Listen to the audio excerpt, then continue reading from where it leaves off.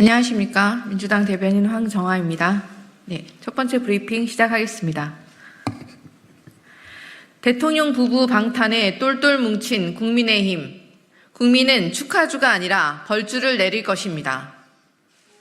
해병대원 특검법 거부에 너희가 보수냐고 외치는 해병대 예비역들의 절규를 안주 삼듯 윤석열 대통령과 국민의힘 의원들은 축하주를 들었습니다.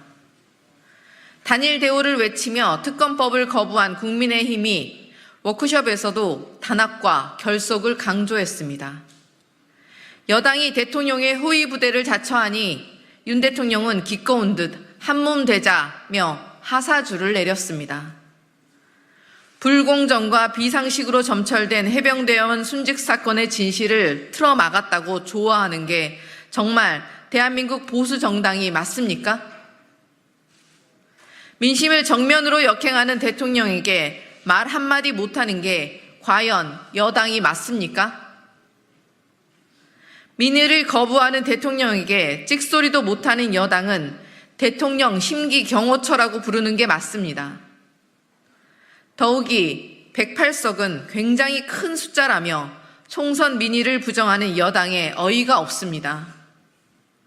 국민의힘은 총선이 얼마나 지났다고 국민 두려운 줄 잊은 겁니까? 오기와 불통을 조금도 반성하지 않았습니다. 윤석열 대통령의 한몸 되어 나라를 지키자는 말은 국민에게는 한몸 되어 나를 지켜라로 들립니다. 국민의 명령을 거부한 윤석열 대통령과 국민의힘에게 국민은 축하주가 아니라 벌주를 내릴 것입니다.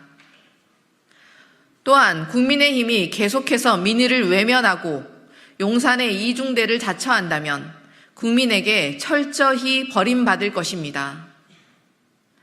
국민의 고통과 분노에도 술만 보면 환하게 웃는 윤석열 대통령이 국민의 벌주에도 과연 웃을 수 있을지 지켜보겠습니다. 두 번째 브리핑 시작하겠습니다.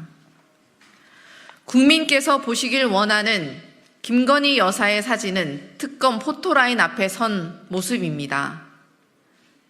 최재형 목사가 현충원 안장 청탁과 관련해 대통령실과 국가보훈부에 메시지 녹음 파일이 있다고 밝혔습니다. 최 목사가 김건희 여사를 전담하는 대통령실 조모 과장에게 보훈부 사무관 연락처를 받았고 보훈부 직원의 답변도 회신했다는 것입니다. 국가의 공적 기능을 수행하고 법률에 따라 정책을 집행해야 할 정부 부처가 언제부터 김건희 여사의 사적 민원 처리 센터가 되었습니까?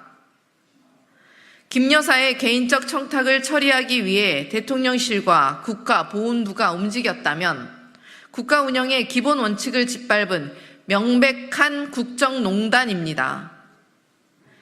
김 여사가 명품백을 받는 현장에 코바나 컨텐츠 출신 대통령실 직원 2명이 동석했다는 보도도 나왔습니다. 이처럼 뇌물수수의 대가인 부정청탁 정황에 목격자까지 드러났음에도 검찰은 여전히 제보자, 고발자만 불러 괴롭히고 있습니다.